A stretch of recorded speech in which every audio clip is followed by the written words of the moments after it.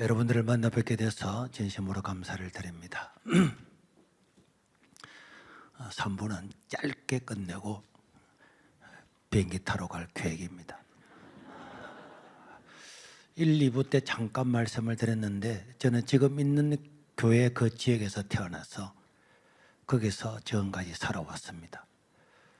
태어났을 때부터 한 아버지 밑에 두 어머니가 있는 두 번째 엄마의 막내 아들로 태어났는데 아버지가 굉장히 잘 살고 지금으로부터 50년 전에 집에 차가 있을 만큼 부자였지만은 아버지가 급작스럽게 돌아가시고 돌아가자마자 큰 엄마 집에서 저희 어머님을 완전히 단절시켜서 저희 엄마는 아무것도 가지지 못하고 땅 한 평, 집 한 평, 뭐 아무것도 없이 그냥 버려졌는데 떠날 데가 없어서 그 동네에서 할머니가 살고 있는 옆 창고를 하나 개조해서 부엌도 없는 집에서 18년 동안을 살았습니다.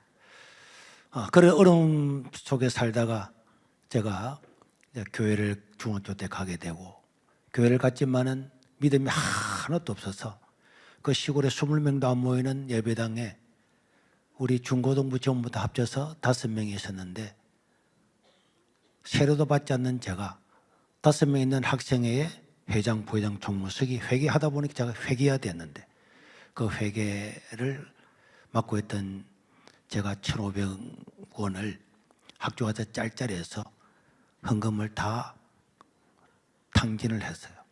그리고 교회를 못 가고 있다가 그 다음 해에 산에 열매 따러 갔다가 바위에 깔려 죽게 되고 온몸이 마비가 되는 그때에 하나님 나를 살려주시면 정말 내가 돈 띵감은 것도 다 갖고 예배를 잘 드리겠다고 했는데 참 기적처럼 일어나게 되었어요.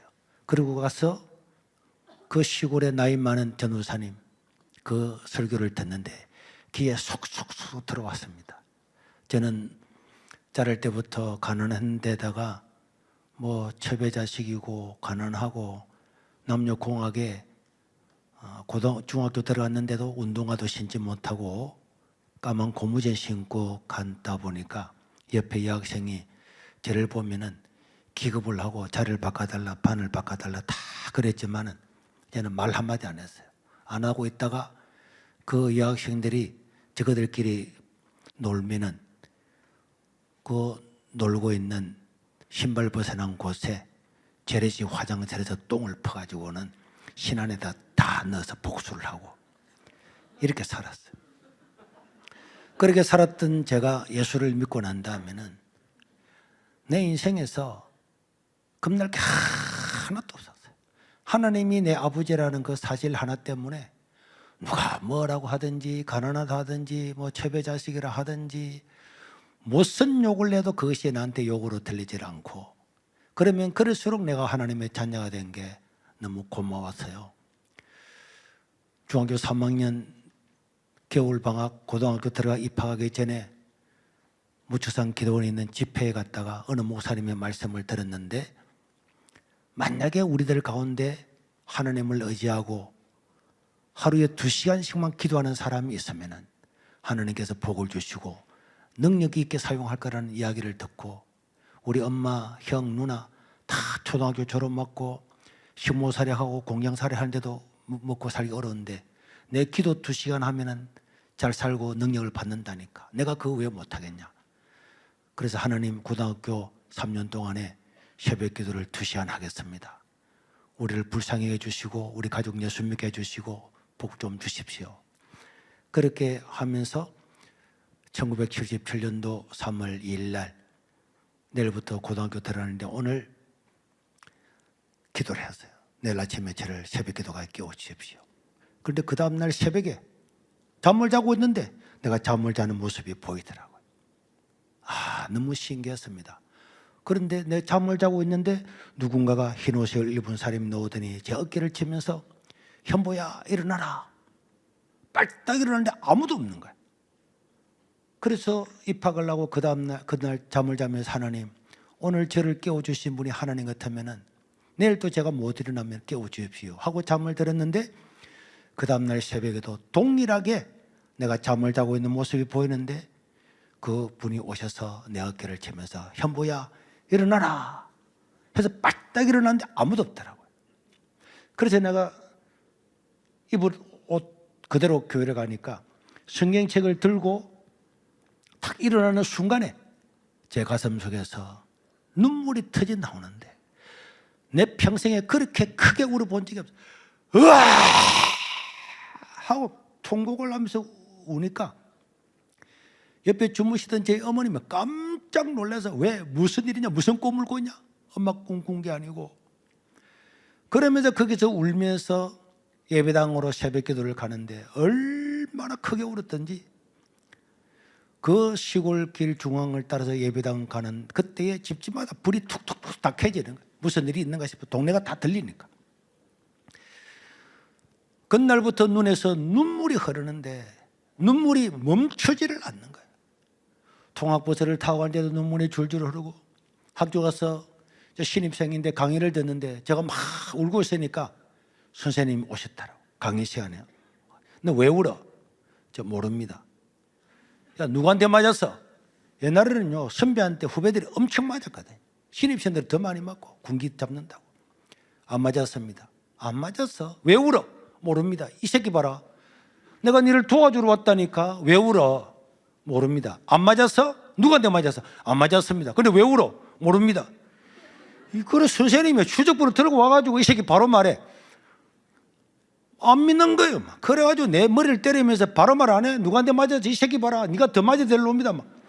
하는데도 눈물이 흐르고 한 달도 두 달도 눈물이 끊임없이 흐르는데 눈물을 닦다가 보니까 눈꺼풀이 다 벗기지가 눈에 손을 댈 수가 없었어요. 저는 예수님이 살아계신 것 확실히 믿었고 내 기도를 들으시는 것도 믿었지만은 저는 하나님께서 그렇게 가까이에서 거기서 무릎을 꿇고 하나님 내일 새벽에 나를 깨워주십시오 했던 그 이야기를 들으시고 하나님이 내 이름을 부르고 나를 깨워주시구나. 하나님이 멀리 계신 게 아니고 내가 하는 기도를 들으시구나. 그 하나님을 믿고 거기에 감사. 지금까지 사람들이 나를 욕을 하고 했던 모든 것들보다도 하나님의 은혜와 감사 때문에 울고 차를 타고 다니도 울고 교회에서도 울고 한 4개월 동안이 진짜 눈물이 이 눈꺼풀이 짓물러질 만큼 눈물을 닦아도 눈물이 멈추질 않더라. 하나님 은혜가 그렇게 감사하더라. 그래서 저는 그때 예수 믿고 난 다음부터 예배라고 하는 예배는 빠지질 않았어요. 제가 실업계 고등학교로 갔거든요. 화학공업과를 지원해서 갔는데 거기는 자격증 시험을 쳐야 돼요. 이 자격증 시험은 전부 다 대부분 주일날 치는 거예요. 나를 구원해 주시고 날 위해 십자가에 죽으시고 나의 이름을 불러서 알아주시는 그분께 예배 드리는 걸 내가 시험 때문에 못 드린다고. 저는 시험도 한 번도 안 치고 계속 예배를 드렸습니다. 결국은 어느 날 담임 선생님 부르더라고요. 나도 교회를 다니는데 어쩔 수 없다. 네가 시험을 안 치면은 이번에 시험 안 치면은 너를 잘라라고 교장 선생님이 전체 교사회에서 이야기했다는 거예요. 나는 시험을 못 칩니다. 나는 주일 예배 드려야 됩니다. 이랬더니 우리 선생님이 이놈 자식아 나도 장로교 교인인데 니마 예수 믿냐? 내가 맞으려와. 엄마의 사인 받고 네 사인 받고 퇴학을 시켰다. 그래서 저희 어머님을 모시고 왔어요.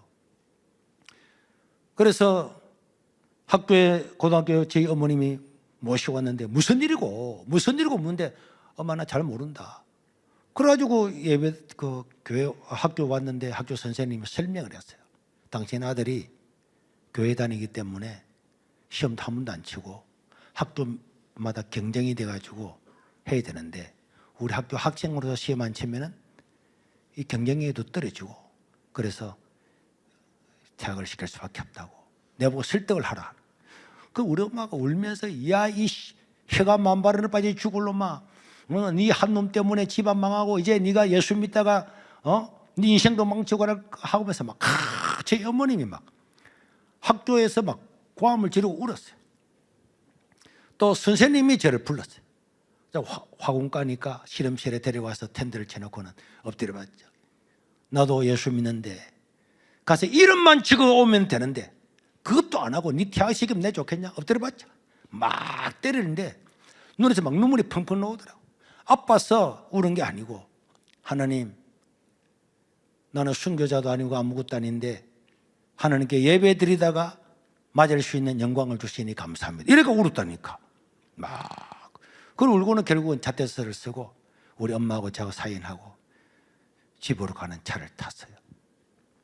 차를 탔더니 그 시골 가는 빨간 버스를 탔는데 제 어머님이 얼마나 화가 났는지, 아무 상관없는 사람이 다른 동네마다 시골 가는 동네가 차가 서니까 사람이 타기만 타면은 아이고 이거 보자 우리 아들인데요 예수 믿다가 이제는 학교 퇴학까지 하게 됐네요. 아이고 예수 믿는 사람, 야 우리 아들 바로 동네마다 그렇게 이야기하는 거예요. 그래서 저는 우리가 예수 믿는 것, 내가 예수 믿는 것, 하나님을 예배하는 것은 세상의 어떤 가치보다도 존귀한 가치다. 내가 고등학교를 못 가도 하나님께서 내가 가는 길을 인도할 거다 하고는 잣대서를 쓰고 집에 와 있었는데, 그런데 그 다음 원래 그 주일날 시험 치기로 되셨는데 월요일날 친구가 찾아왔어요. 그때는 전화도 없고 하니까 직접 찾아왔어요. 서철수라고 하는 친한 친구가 찾아왔어요. 현보에 학교 오라 가란다는.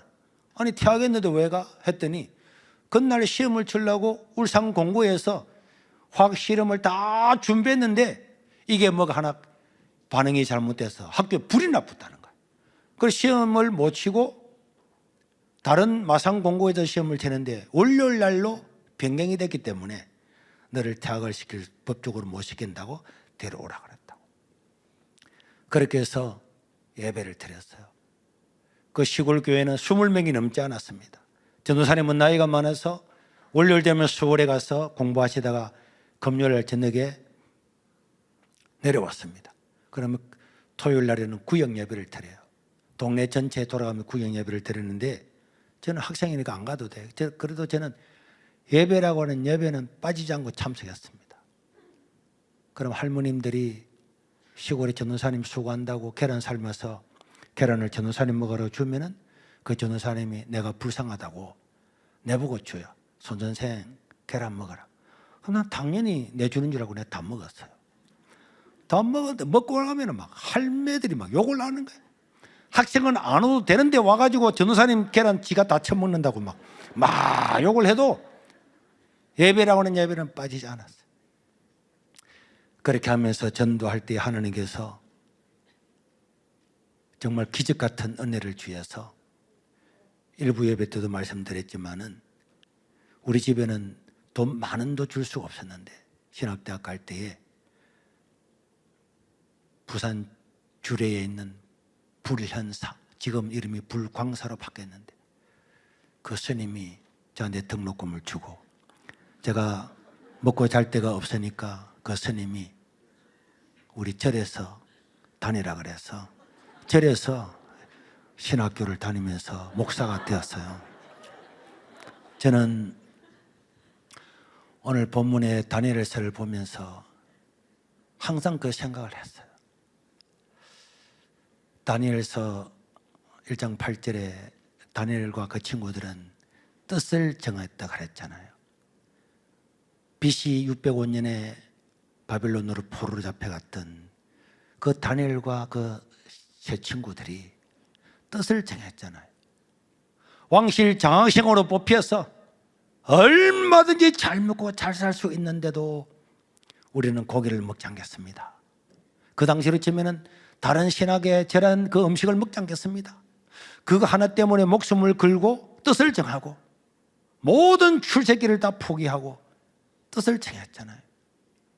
그런데 하나님께서 환관장의 마음을 변화시켜서 고기 먹지 않도록 3년을 지나고 3년 지나고 보니까 얼굴은 더 좋아지고 그들의 학문은 그 바빌론의 모든 박사들보다 10배나 더 뛰어나서 그들은 지방의 수령들이 되고 그들에게 학문과 꿈과 환상을 해석할 수 있는 능력도 다 주셨다고 이야기했습니다.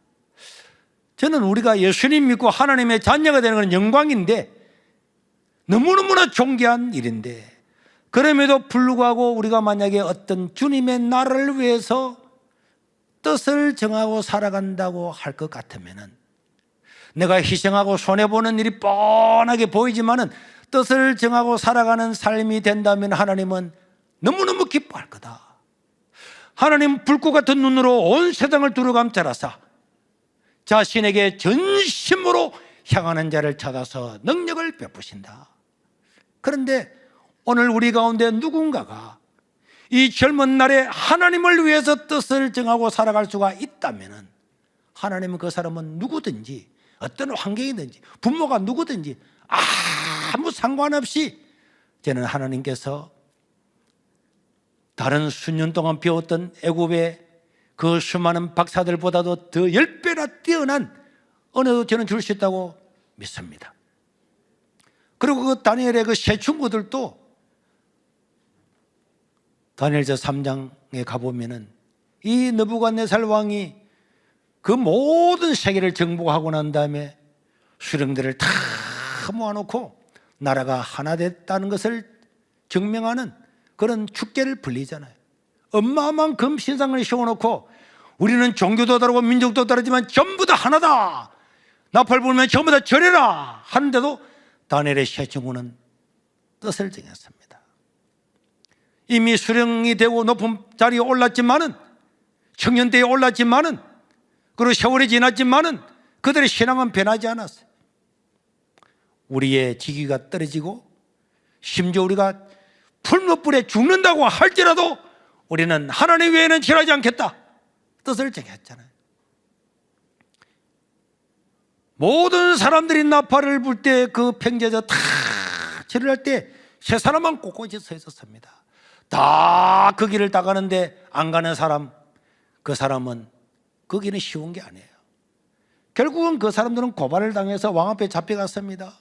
느부갓네살 왕은 그들을 사랑했기 때문에 얘들아 너가 잘 모르고 그랬지. 잘 모르고 한 번만 절하면은 여기서 시범적으로 한 번만 절하면 너가 다 살려줄게. 직위 회복해줄게. 안 그러면 저 7배나 뜨거운 풀무불에 들어간다 했는데도 뭐라 그랬습니까? 왕이여 하나님이 우리를 구원해 줄 겁니다. 구원해 주지 아니한다고 할지라도 우리는 왕이나 왕의 신상이 절하지 않을 겁니다. 뜻을 정하고 딱 끝날 죽기로 각오했잖아요. 그러자 왕이 노발대발해가지고 이놈들을 저 풀무불에 집어넣어라 하는데 얼마나 왕이 노발대발했던지 그 사람을 들고 가는 사람이 불 가까이 가자 기절할 만큼 그랬는데 그 세 친구를 풀무불 속에 집어 던졌잖아요. 세 사람 들어갔는데 몇 명 있었죠? 4명 있었잖아요. 한 분이 누굽니까? 성육신 하기 전에 예수님이십니다. 예수님은요 뜻을 정하고 주를 위해서 살고자 하는 사람에게 이미 이 땅에 오시기 전에 수백 년 전에 그 친구들과 동행하시고 함께 하시고 머리털 하나도 상하지 않게 해 주셨습니다. 이 다니엘과 그 세 친구들은 젊은 어느 한때에 호기적으로 한 것이 아니고 10대 때에 젊을 때나 높은 자리에 올라가지고 결혼 생활하고 있는 가정을 꾸릴 그때나 변하지 않았어요. 오직 하나님께만 예배한다. 나중에 조금 더 지나면은 다니엘서 6장에 가면은 다니엘이 총리가 됐잖아요. 총리가 되고 난 다음에 그 옆에 있는 다른 모든 사람들이 다니엘을 시기하잖아요. 방글라데시 사람이 여기 왔는데 윤석열의 총애를 받아서 총리가 되면 가만 놔두겠습니까? 모함을 해도 다니엘의 티를 잡을 수가 없으니까 다니엘은 하루에 3번씩 자기 본국의 예루살렘을 향하여 창문을 열고 기도하는 그 기도를 사람들이 봤기 때문에 잘됐다. 30일 동안 다른 신이나 다른 종류한테 절을 하거나 예배하는 자가 있으면 전부 다 사자굴에 집어던져 죽이자 하는 신하들의 의견, 원래는 다니엘을 죽이려고 했지만은 왕은 모르고 왕의 의인을 찍었잖아요. 다니엘서 6장 10절에 보니까 다니엘은 의인이 찍힌 것을 알고도 뜻을 정한 사람이거든. 오늘 내가 기도하다가 죽어도 나는 하나님 나라 갈 건데, 다니엘은 문을 열고 기도합니다. 여러분, 가족들 총리로 있다가 다니엘이 죽으면 그 가족들은 어떻게 됩니까? 포로로 잡혀갔던 유대인들은 어떻게 됩니까? 수많은 것들이 얽혀모 있지만은 다니엘은 그런 것을 다 거부하고 기도하죠. 3번을. 그러나 하면서도 감사했더라. 그러자 말자 밑에서 사람들 동영상 찍고 사진 찍고 해가지고 왕 앞에 고발타하잖아. 왕이여, 30일 동안에 다른 신한테 기도하거나 예배하면 다 사자굴에 집어던져 죽기로 했는데, 총리가 그래서 총리가 그래 가면은 왕권이 서겠습니까?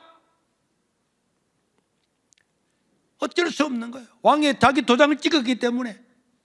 그죠? 여러분, 우리가 알다시피 다니엘은 사자굴에 들어가잖아요. 어떤 사람은 다니엘 어떻게 그랬을까?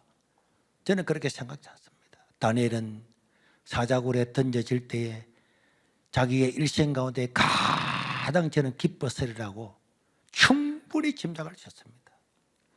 오늘 사자밥이 되는 순간에 하나님께 가면 생명의 면류관에 있고 의의 면류관에 있는데, 그렇잖아요. 실제잖아요. 신앙은 사상이나 관념이 아닙니다. 실제입니다. 예수 믿으면 하나님의 자녀가 되는 거고, 오늘 세상을 떠나도 바로 천국에서 눈을 뜨게 될 줄로 믿습니다. 겁날 게 하나도 없습니다. 다니엘은 사자굴에 들어갔는데 죽었습니까? 안 죽었잖아요. 하나님의 사자들이 와서, 사자가 몇 마리인지는 모르지만 입을 딱 보게, 사자가 뭐 눈을 부라르고 해봐봐요. 몸은 입이 안 열리는 거야. 그래서 그날 아침에야 이 왕이 속았다는 걸 알고, 신하들한테 속았다는 걸 알고, 다니엘을 시기해서 그랬다는 걸 알고, 그때 와서 다니엘아, 다니엘아, 너희 하나님 나라를 살렸지? 네, 너희 하나님 우리를 살렸습니다.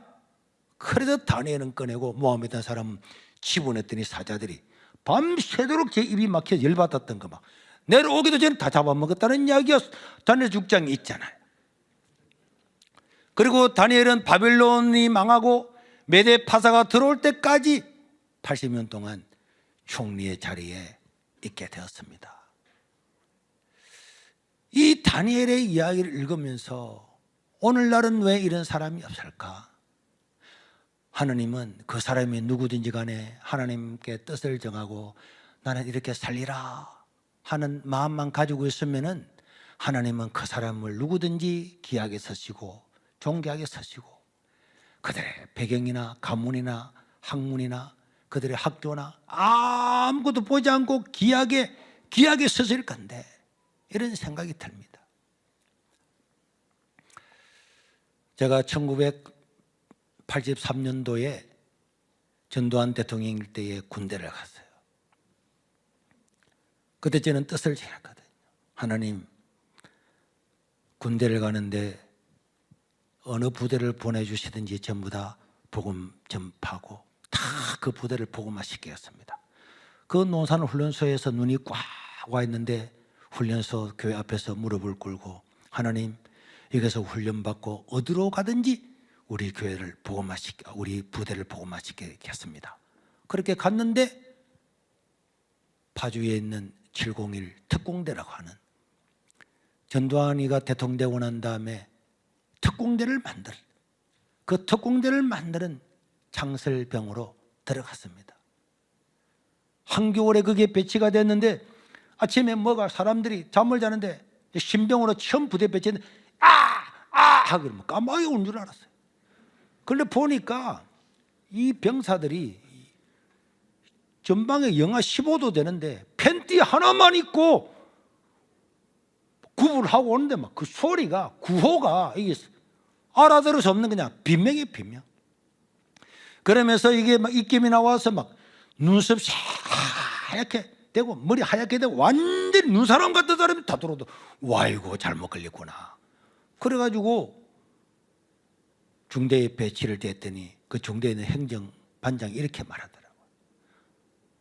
너 어디 다니다 왔어? 내 고신대 신학과 다니다 왔습니다. 야, 신학생이니 죄 많이 지었지? 얼마나 죄를 많이 지었으면 이 부대에 다 배치돼? 야, 너 인생 고있구나. 그래가지고 목요일 날 소대에 배치가 됐는데 신병 왔다고 회식을 해주는데, 그럼 군대 갔던 사람들 옛날 사람 다 그랬어요. 술 먹어라. 저는 술을 안 마십니다. 왜 안 마셔? 저는 예수 믿기 때문에 술 안 마십니다. 야, 이 새끼야, 군대에서는 고창과 하나님은 동기동창이야. 그냥 먹어. 하나님 이해해. 안 먹습니다. 몇 번 거절했더니 그 자리에 술잔을 빡 집어 던지면서 제대하고 난 다음에 내 이름이 네 머릿속에서 사라지지 않게 해줄게. 그 사람 이름이 김용구인데 지금도 기억하고 있잖아요. 와, 그 말이 진짜 맞더라고. 그래가지고 밑보이고 있는데, 그래도 군대 가면은 옛날에는요, 보름 정도는 아무리 좀 잘못해도 봐주세요. 그 후견인이 있어가지고 다 안내도 주겠는데, 첫날 주일이 왔습니다. 주일이 왔는데 알고 보니까 우리는 부대는 월, 화, 수, 목, 금, 토요일과 주일이 없는 거예요.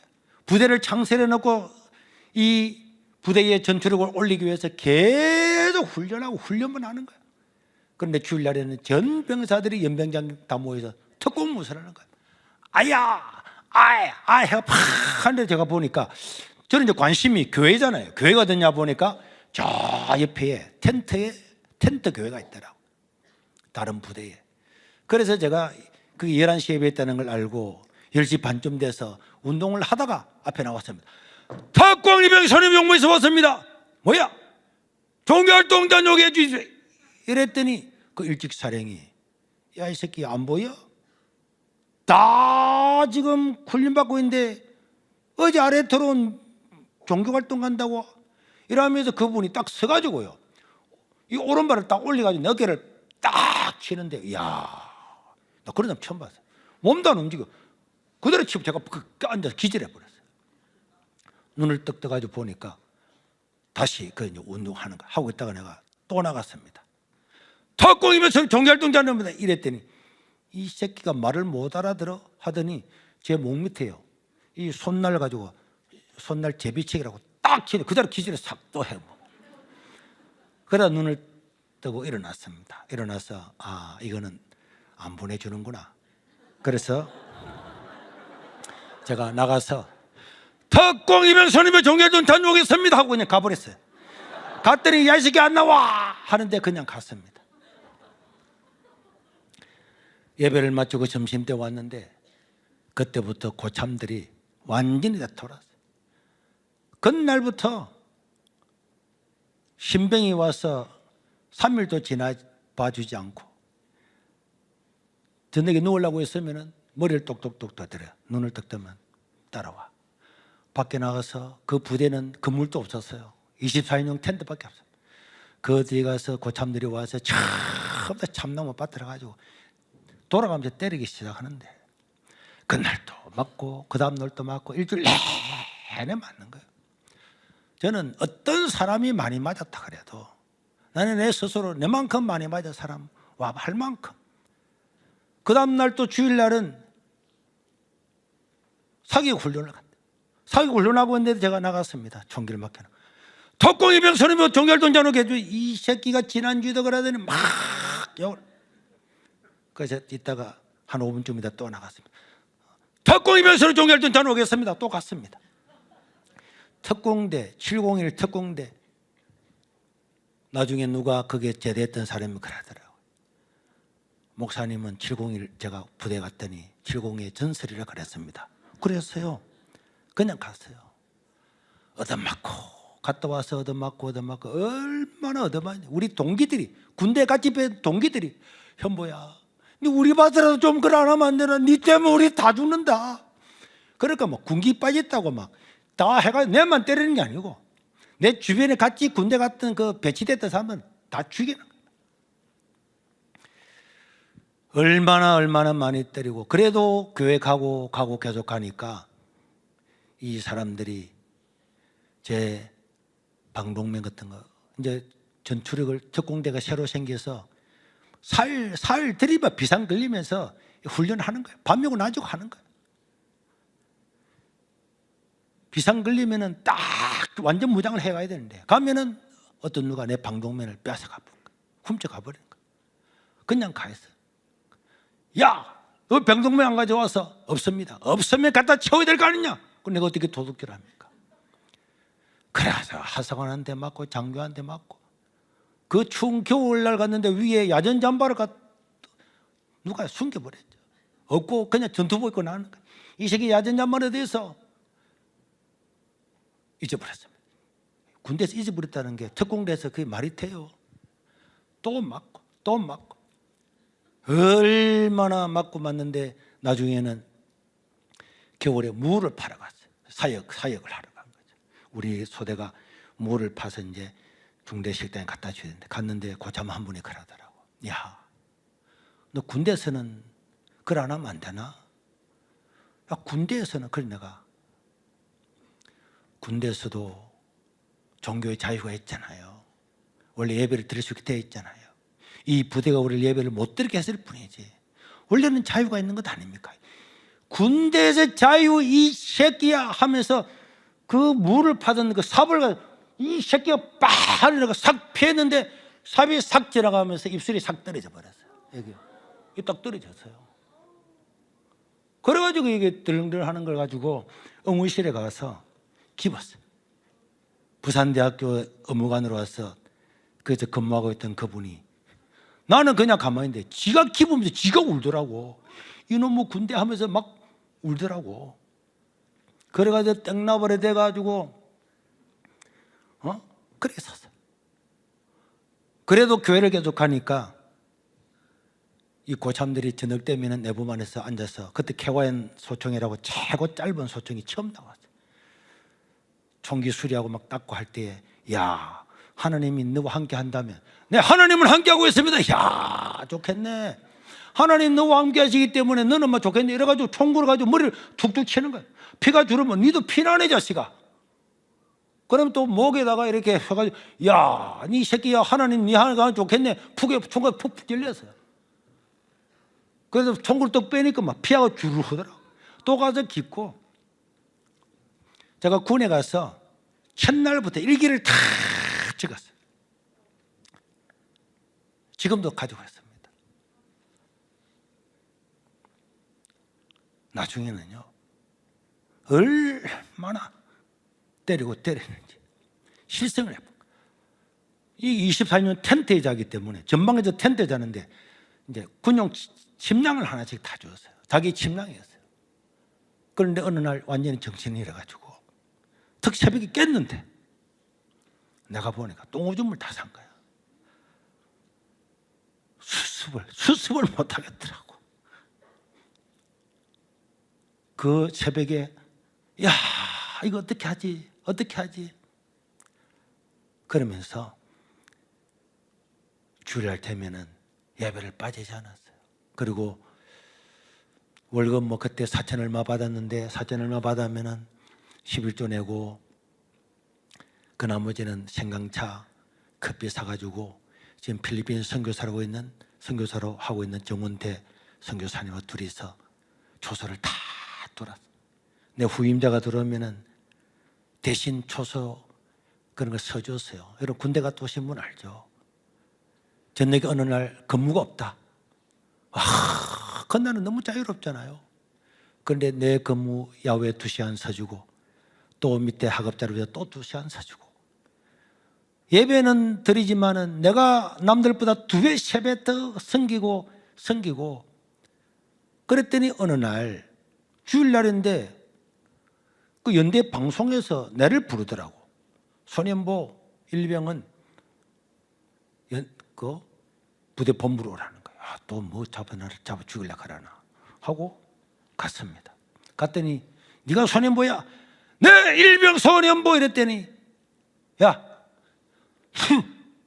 이러더라고. 그래서 내가 무슨 말이고 가만히 있었더니, 너 교회 가야 된다며. 앞으로 너는 일요일마다 교회 가. 그날부터 제가 아마 저는 뭐 내정 사정은 모르지만은 이런 소문이 돌아서 얻어맞고도 가고 하다 보니까 장교회에서 결정해서 저만 보내주기로 한 것 같더라고요. 그래 그날 갔다 오고 그 다음 주 갈 때는 밑에 애한테 이야기했습니다. 야, 이제 교회 가도 된다. 같이 가자. 그래서 연대 갔습니다. 일병 소년 종활도단 오겠습니다. 그래 그 뒤에 그놈 저는 뭐야? 같이 종교활동단은 이 새끼야. 니 혼자 가라 그랬지? 아니면 같이 가기로 했습니다. 이 새끼 봐라. 알아서 가. 그래가지고 한 명, 두 명, 세 명 해가지고 결국은 우리 소대 100%가 교회를 다 나가서 우리 소대 이름이 기독교 소대가 되었습니다. 그리고 하나님께서 위로를 해 주어서 나중에는 부대에서 무슨 일이 있으면 장교도 못하는 것은 소년부를 시키라. 그 내가 보니까 부대에 요새는 뭐 도서관도 있고 하는데 그때 우리나라 상군 도서관 있는 부대가 어디 있습니까? 그래서 제가 소원을 내었어요. 젊은이들밖에 없는데 양질의 책을 저녁에 잠시라도 볼 수 있도록 도서관을 만들게 나를 보내주면 도서관을 만들겠다 했더니 말도 안 된다고 다 하더라. 그래서 오늘 안 되겠더라고. 부대장 전용 문으로 바로 들어갔어요. 똑똑똑 두드렸더니 누구야? 제가 이제 군종은 아닌데 병사들이 나를 군종으로 불러서 그냥 군종으로 나도 이제 그래 불렀어요. 네, 이대대 손인보 군종입니다. 들어와. 어떻게 들어왔더라? 어떻게 들어왔어? 설명을 했습니다. 하긴 우리 저 병사들 이렇게 저렇게 있는 저녁마다 책도 하나 못 보고 이렇게 해서 되겠냐고. 나를 갖다가 밖에 내보내주면은 일주일 안에 도서관을 하나 만들 수 있는 책을 구해오겠다고. 이랬더니 아는 데 있어? 네, 아는 데 있습니다. 그러니까 인사장교를 불렀어요. 휴가증 꺼내줘. 그랬더니 인사장교가 네 어디로 들어왔어? 제가 대장 전용문으로 들어왔거든요. 들어오면 틀림없이 안 되니까. 이 새끼가 이게 인사장교당 거치고 와서 막 때리려고 그러더만은 그래도 내가 그냥 있었어요. 그래서 휴가를 갔습니다. 서울 지리를 전혀 모르기 때문에 불광역에 내려가지고 하나님 나에게 어느 가는 길을 달라고. 그래가지고 버스가 딱 왔는데 어디로 가는지 버스인지 모르지만 버스 탔어요. 타가지고 이제 밖에 다 보고 있는데 가다 보니까 막 학교가 여러 개 있길래 내가 스톱! 했더니 정류소도 아닌데 그 사람 대주더라고. 내가 막 눈만 막 반짝반짝 샤악한 해가요. 이게 막 공수 이런 거 막 달고 이랬으니까 운주소 깜짝 놀래가 세워주더라고. 그래가지고 갔는데 그 학교가 알고 보니까 명지 중고등학교였더라고요. 명지 대학도 있고. 그래 이제 고등학교 들어갔습니다. 교원 선생님을 만나러 왔다 그러니까 교장을 알고 있느냐? 잘 모른다고. 그래도 한번 만나게 해달라고. 그리고 뭐 제가 막 그때는 인상이 막 진짜 세상 말로 하면 더러운 인상이 막 눈 빠짝빠짝 해가지고 갔더니 안내를 해주더라고. 식당으로 안내해 주더라고. 점심때 돼서 밥을 먹는데 설명을 했습니다. 우리 701 특공대가 이렇게 한 젊은이들이 다 와 있는데 도서관을 만들어서 책이 있어야 되는데 책이 없다. 학생들이 오늘 종례 시간에 내려올 때 책을 좀 주면은 몇천 권 모이지 않겠냐. 이렇게 부탁을 했더니 진짜 막 당신이 왔냐. 그래가지고 막 부대에 막 전화했더니 부대에서 진짜 보냈다고. 그럼 전화번호 좀 집에 가가 있으라도. 그래서 서울에 여관에 자고 있는데 아침에 전화 와서 빨리 오라고. 가보니까 하루 만에 학생이 2,000명이 넘는데 전부 다 책 2권씩 다 가지고 오라 그러니까 한 차를 실어놨더라고. 그래서 도서관도 만들고. 그럼 제 생각에 우리 701 특공대의 부대장을 전도해야 되겠다. 그래서 1월 1일 날 제가 군종들한테 진짜 군종들한테 이야기했어요. 나는 원래 제 군종 아니고 1월 1일 날 새벽에 연대장님 우리가 전도하러 가자 했더니 그거도 맞아 총에 맞아 죽으면 돼. 걱정하지 마. 내가 이야기 다 해놨다. 이야기 진짜 했어요. 새벽학을 해놨다니까. 걱정하지 마. 그래서 군종들을 데리고 새벽에 4시 반인가 돼서 관사로 갔어요. 갔더니 막 멈춰 막 하길래 내 송군종인데 하도 돌아다니니까 내가 아는 거예요. 어떻게 왔냐? 그거 다 이야기 돼 있다는 거. 그러니까 안내를 해주더라고. 그래 그 실에 가가지고 막 기도를 했어요. 그러면 내가 이야기했거든요. 이 부대장이 믿을 때까지 우리는 안 나간다. 그래 앉아 있으니까 막 사모님이 바다만 막 그 돛을 탁 입고 나오더만 어떻게 새벽에 왔냐 그러더라고. 그래서 부대장님을 위해서 우리가 매일 기도하고 있는데 부대장님이 하나님을 믿고 기도해야 부대가 안전하게 될 것 아니냐. 병사도 기도하는데 당신이 기도하면 하겠냐. 이랬더니 막 그 덩치 큰 사모님이 막 과음을 지르면서 이게 어디서 병사들이 막 과음을 지르니까 그 주무시던 부대장이 또 나왔어요. 너희들 뭐야? 너 똑같은 이야기를 했습니다. 이 자식들 그래 기도하러 왔다고?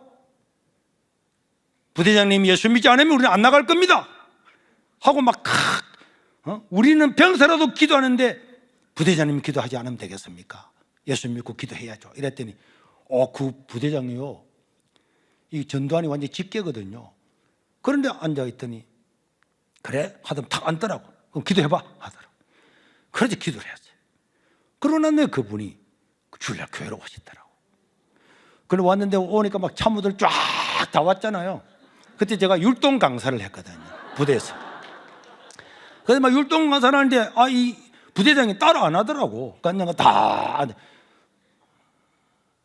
부대장님 교회는 계급이 없습니다. 다 같이 해야죠. 이랬더니 그 부대장이 멋지가 돼서 몇 분 따라서 아이고 나는 안 되겠네 이랬다. 그래 예배를 드리러 갔는데 그 다음날 되니까 연대에서 저를 부르더라. 본부에서 갔더니 막 인사장교가 막 날 죽이려는 거야.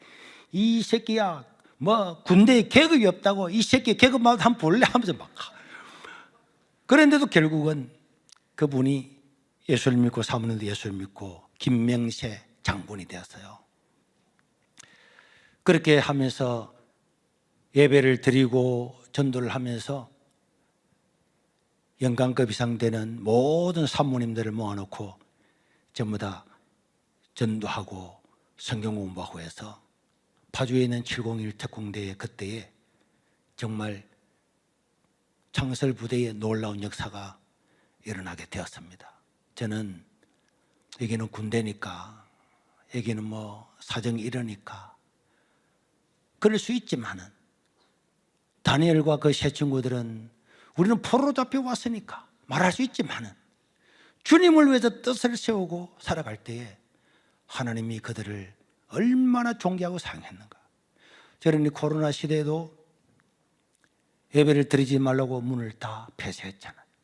5명 모이라 일하고 모이라. 그런데 같은 부산에 있는 상광사에는 1,500명이 모이고 국회의원, 교육감, 구청장 다 가서 있는 걸 보면서 이거는 형평성도 없고 원리도 맞지 않고 나는 그래 못하겠다. 예배는 우리가 결정하는 거지 정부에서 결정하는 게 아니다. 예배가 어떤 방식으로 어떻게 드릴까는 우리 교회가 결정해야 되는 거다. 우리도 다르지 않다. 우리도 방역할 거고 그리 뛰고 할 거다. 그러나 마트는 가고 백화점 가면서 교회만 문 닫아라고 할 수 없다. 그 교회가 폐쇄 2번 당했어요. 마지막에 당할 때는 모든 언론사들이 다 와서 다 했지만 우리는 잔디밭에서 밖에서 야외에서 예배 드렸습니다. 여러분들이 교회 문을 닫으면 밖에서 예배 드릴 거고 밖에서도 못 드리면 바닷가도 드릴 거고 다 드리지 예배를 안 드리지는 않을 거다. 그래가지고 그날 언론사는 다 와서 태어나서 언론사가 그냥 이렇게 많이 와가지고 하나 처음 봤어요. 그 추운 겨울날 야외에서 예배를 드리니까 이제는 교회 표지도 떴고 다 한다고 고함을 질렀는데